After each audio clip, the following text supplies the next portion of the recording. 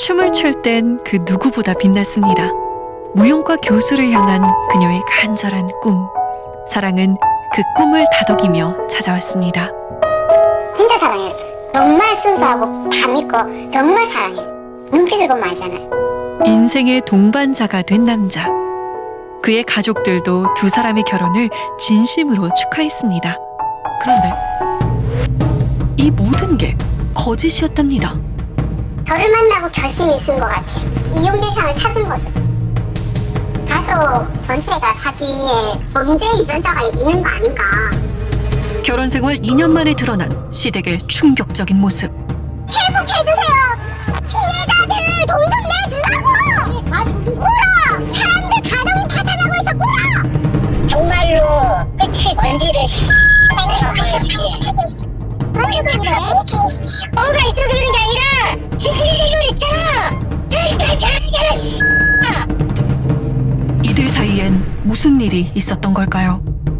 무슨 이용을 합니까? 결혼을 하는데 무슨 이용을 하고 결혼합니까? 피해 망상인 것 같고 처음부터 끝까지 다 거짓말이라. 시댁 때문에 삶이 무너졌다는 수많은 사람들. 진실은 언젠가는 밝혀질 거라는 거. 믿고 싶지 않은 진실이었습니다. 하지만 사람들을 위해 용기를 낸 여자는 시댁을 고발했습니다. 인연은 우연한 기회로 찾아왔습니다. 무용과 교수를 꿈꾸며 공부하던 주희 씨의 인생에 등장한 한 남자. 제가 2014년도 석사 졸업하였고 석사 모임 친구들하고 동기생들하고 놀러를 가게 됐어요. 나이트클럽에 팀이라는 걸 하게 됐는데 그 전화번호 가르쳐주기 싫다고 하니까 자기 은행원이라고 하더라고요. 설마 은행원이 뭐 해코지 하겠나 싶어서 전화번호를 가르쳐주고. 주희 씨보다 4살 어린 연하남 준석 씨. 두 사람의 인연은 그렇게 시작되었습니다. 이 사람은 저한테 정중하게 손잡아도 되냐고 굉장히 조심스럽게 다가오는 모습을 봤을 때 순수한 남자구나라고 생각을 했었어요. 어느 순간 저랑 결혼을 해야 되겠다는 마음이 들었다라고 얘기를 계속 하더라고요. 준석 씨의 어머니와 여동생을 소개받은 이후로 주희 씨는 그와의 결혼을 결심하게 됐답니다. 정말 마음에 들었나 봐요. 제가 그때 저는 교수를 할 생각이 있었기 때문에 돈도 못 버는데 바깥으로 돌아다니면 좀 그렇잖아요. 그래서 그런 걸 인정해 주시겠냐고 했더니 인정을 다 해주세요. 나도 바깥에 활동하는 사람이다 이러면서. 60대의 한 부동산 개발업체의 부대표를 맡았던 준석 씨의 어머니 홍금자 씨. 60대 대단하시네요. 커리어 우먼이네요, 본인. 그 나이에도 힐을 신고 다니고 자기 관리가 철저했고 코르셋을 입고 다니고 그런 부분이 닮고 싶었고 멋있어 보였어요. 아들 준석 씨도 다니던 직장을 정리하고 어머니의 사업을 도왔습니다. 주희 씨만 바라보는 준석 씨와 그녀의 꿈을 인정해주는 시댁 식구들. 결혼을 망설일 이유는 없었습니다. 그런데 얼마 후 그들이 저한테 통장을 빌려달라고 하더라고요. 통장이요? 사업이 어려워졌다며 주희 씨에게 통장을 빌려줄 것을 요구한 시어머니 홍 씨. 별 의심 없이 시댁 식구들의 부탁을 들어줬습니다. 그날 이후 시댁의 형편이 눈에 띄게 달라졌습니다. 원래 42평에 원래 세 식구가 살았어요. 제일 처음에 제가 시집갈 땐 거기서 살았어요. 조그마한 데서.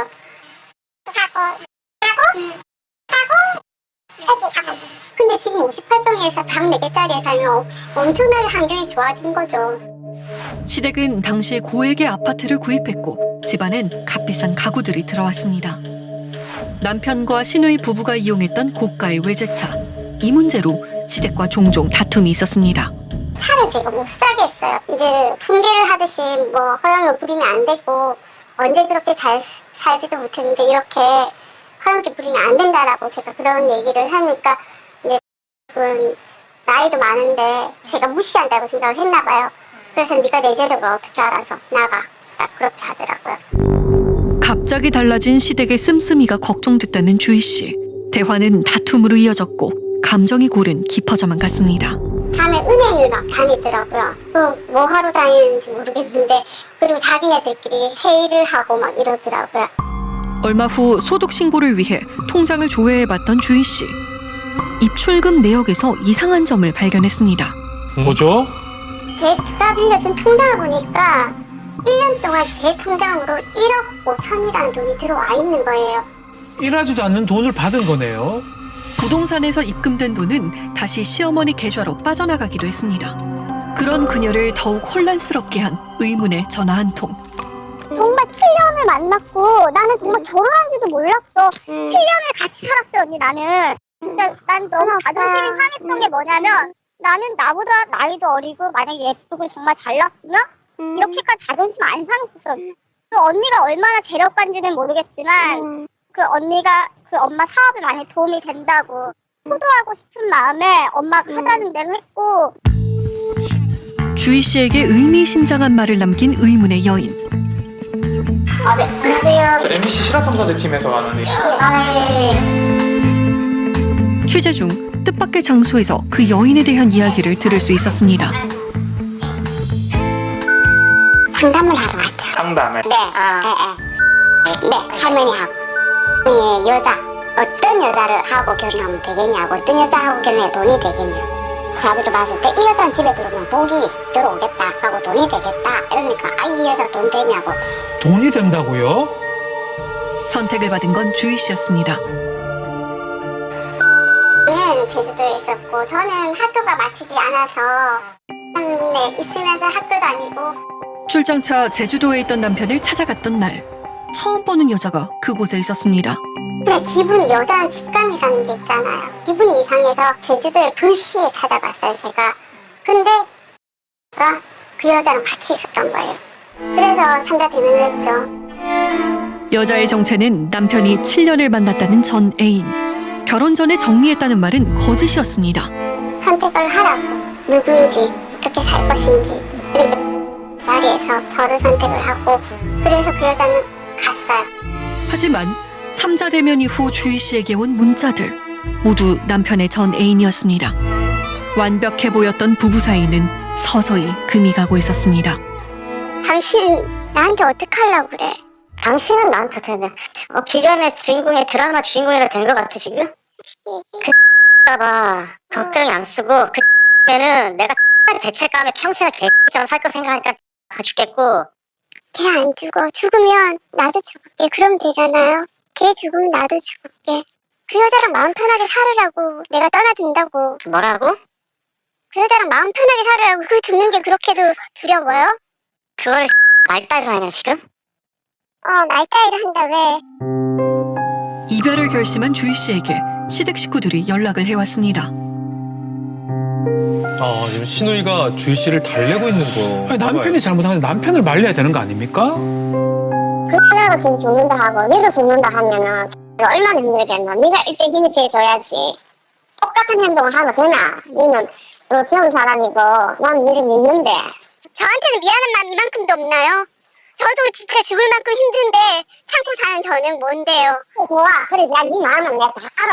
네가 조금 더 인내했으면 싶었어.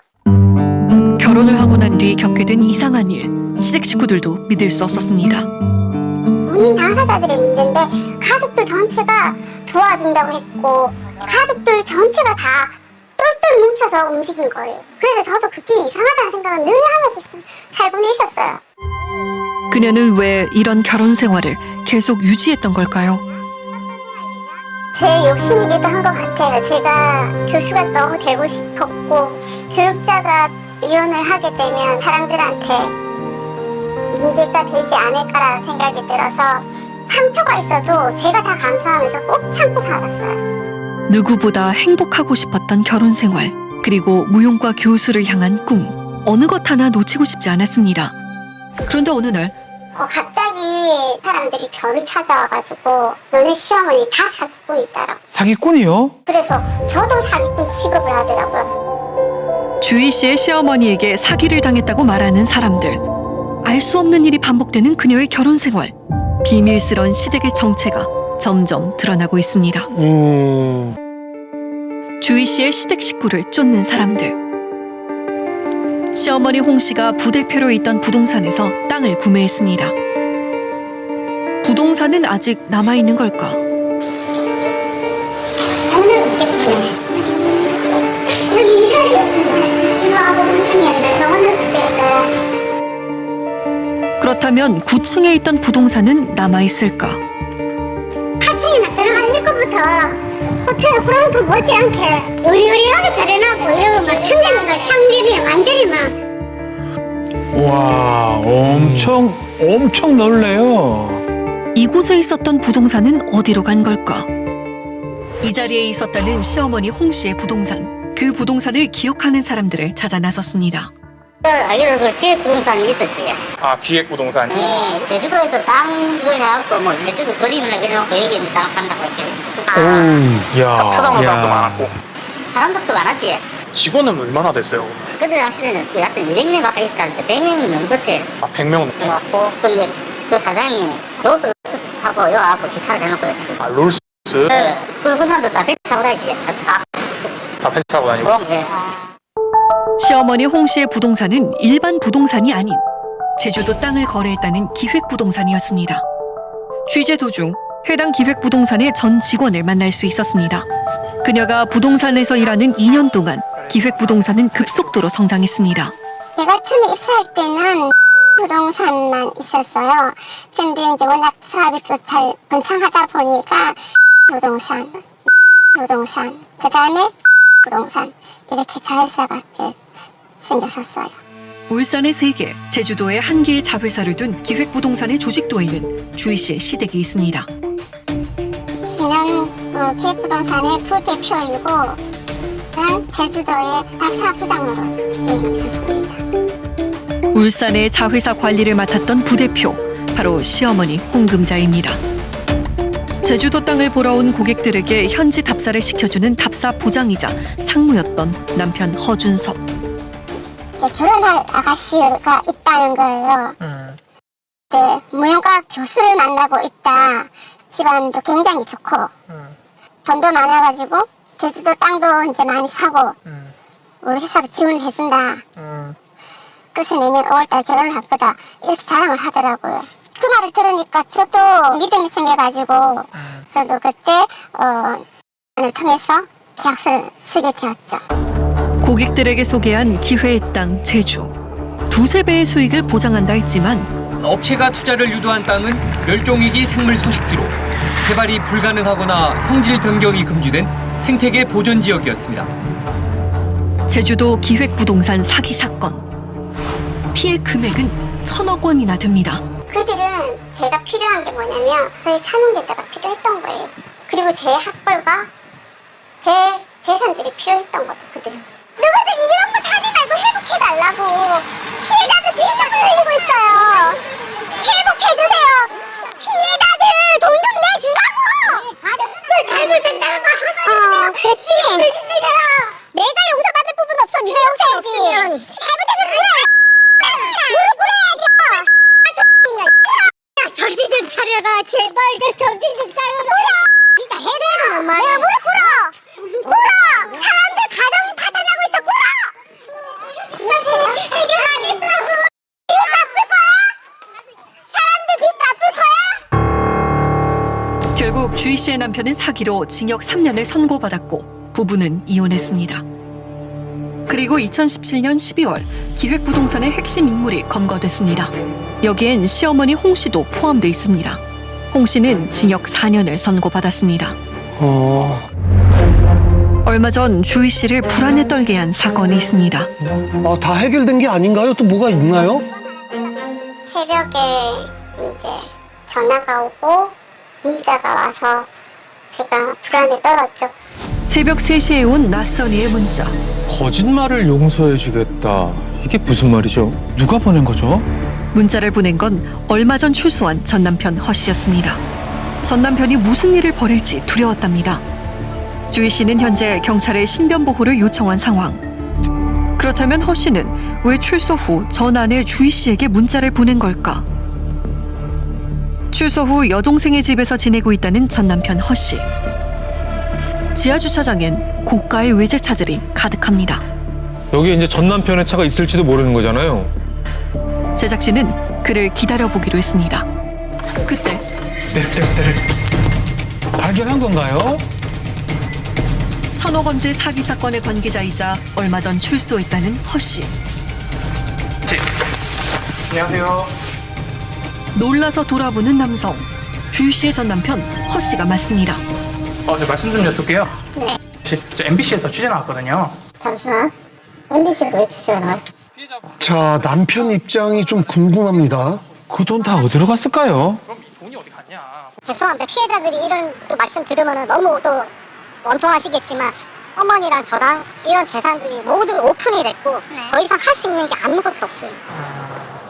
그래서 정말로 없어요. 저는 참고로 우리도 속았구나 하는 거를 재판하면서 알았어요. 뭐 그거는 믿으셔도 안 믿으셔도는 모르겠어요. 그 전에도 저 같은 경우는 제 개인 재산을 해가지고 압류 거시더라도 나 그냥 당당하게 다 압류해가지고 다 경매해가지고 들렸다고. 제 여동생 집도 전세예요. 나는 아니니까 이게 아니라 나도 피의자 신분으로서 실형을 받았고 나는 제가 책임질 부분에 대해서는 충분히 책임을 졌다고 생각을 하고요. 시어머니 홍 씨가 빌려간 통장이 차명 계좌로 이용됐다는 주희 씨의 주장을 어떻게 생각하고 있을까? 통장 빌린 거요. 그냥 식구들끼리 통장 빌린 거예요. 그것도 회사에서 세 개 회사가 계속 법인명이 바뀌니까 세금 문제가 된다 해서 회사에서 바꾸라는 거였어요. 그래서 가족명 대포 통장을 쓴 게 아니라 가족명의 통장을 썼어요. 피해 망상인 것 같고 예전부터 정상적인 사고는 아니었어요. 정말로 처음부터 끝까지 다 거짓말이라고요. 상황적으로 무슨 이용을 합니까? 결혼을 하는데 무슨 이용을 하고 결혼을 합니까? 피해자들은 지금 이 순간도 개인적인 그런 거에 복수심이나 또 욕심 때문에 피해자 이용당하고 계시는 거예요. 주희 씨가 피해자들을 이용하고 있다는 전 남편의 주장. 사기 행위에 가담했던 시어머니와 남편을 떠나 전 시댁을 고발한 주희 씨. 피해자들의 대표가 된 그녀의 곁엔 사기 피해자들이 서 있습니다. 저희 울산기획부동산 사기 사건은 2015년 5월 28일부터 지금까지 피해자들의 피해 불상이 하나도 되지 않은 상태에서 지금까지도 수사가 미비한 상태에서 흘러가고 있습니다. 공정하게만 해주셔서 정말 사기 집단들의 사기가 드러나고 진실되게만 밝혀진다면 저희는 회복할 수 있을 거라 생각합니다. 일당이 모두 검거됐지만 피해 금액은 돌려받지 못했습니다. 적게는 3천부터 많게는 4억 원의 피해 금액. 사기 범죄 피해 재산은 모두 어디로 간 걸까요? 자, 그럼 이 돈이 다 어디 있을까요? 다른 법인 명의를 해가지고 뭐 땅을 사놨거나 뭐 돈도 그런 쪽으로 은닉을 해놨겠죠. 그 사기꾼들이 사기를 치고 돈을 어디다 맡기겠어요? 제일 가까이 안전하게 보관해줄 수 있는 사람에게 맡기지 않겠어요? 피해자들은 기획부동산 사기 사건의 핵심 인물들이 돈을 숨겨놓았을 거라 추측하고 있습니다. 돈은 아마도 현금으로 어딘가에 보관이 되어 있지 않을까라고. 그 어딘가에 보관이 되어 있는 걸 저는 추측컨대 저희 전 시댁이 가지고 있을 거라는 추정을 해요. 왜냐면 저는 그때 늦은 시간에 ATM 기계로 다니는 행위를 하는 사람을 봤잖아요. 전 신우하고 신우 남편이. 기획부동산 사기 사건의 핵심 인물이 바로 자신의 전 시댁이라는 주희 씨. 시어머니와 남편이 구속되는 동안 다른 시댁 식구들이 범죄 피해 금액을 숨겼을 가능성도 있다는 겁니다. 피해금의 행방이 묘연한 상황. 사기 일당이 검거될 당시 돈을 찾을 순 없었던 걸까? 불법 작업으로 되면 환수하려고 노력을 했어요. 근데 이것이 범죄 수익금이라는 것을 알아야지만 환수를 할 수 있는데 증명하기 굉장히 힘들었어요. 돈이 다 흩어지기 때문이에요. 정보도 금융 피라미드 같은 경우에는 수익금이 그 피라미드상 다 계단상으로 다 나눠서 분배돼요. 다 몇 프로가 분배되는 게 다른 것 뿐이죠. 평생을 모은 노후 자금이었습니다. 그래가지고 대출 받고 빚도 내고 뭐 저쪽으로 빌려가지고 이제 샀는데 진짜 죽지 못해 살고 있는데. 아, 참 안타깝네요. 아, 진짜 방법이 없을까요? 그거는 인간의 법을 수 없다 그래. 정말 이 사회를 갉아먹는 벌레 진짜 그런 조직은 뿌리채 뽑아야 되나 생각합니다. 네. 작년 8월 주희 씨는 피해자들과 범죄단체 조직죄로 전 시댁을 고소했습니다. 법적 분쟁이 오고 가는 전 시댁과 주희 씨. 그리고 그녀의 행동을 이해할 수 없다는 전 남편 허 씨. 제가 이게 하도 지금 제 여동생이랑 뭐 제 여동생 매제랑 이런 게 관련도 없는 사람들이 피해를 보고 있어서 저랑 어머니한테 책임을 묻는 걸 얼마나 겸하게 받아들인다고. 근데 하지만 거짓말로 인해 가지고 또 다른 피해자가 생기잖아요. 제 동생이나 사장 어르신이나 이건 아닌 거잖아요. 도대체 이렇게 하는 이유가 뭘까요? 정말 모르겠어요. 얻는 게 있어야 되잖아. 그 사람이 얻는 게 뭐예요? 결혼에 사랑했기 때문에 했겠죠. 근데 갑자기 돌변하더라고요.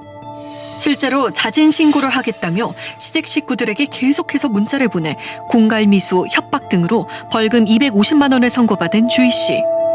내가 여기서 무릎 꿇을까요? 우리 피해자들? 우리 피해자들 위해서 나 무릎 꿇을게. 사람 지금 불쌍한 사람 진짜 많습니다. 회복해주세요. 피해자들을 위해 전 시댁과 전면전에 나선 주희 씨.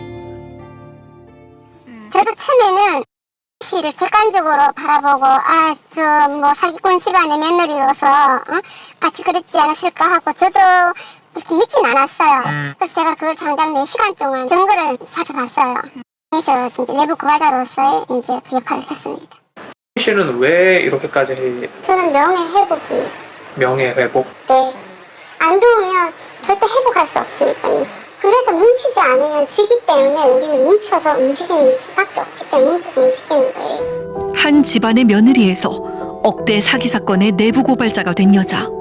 그녀의 싸움은 오늘도 계속되고 있습니다.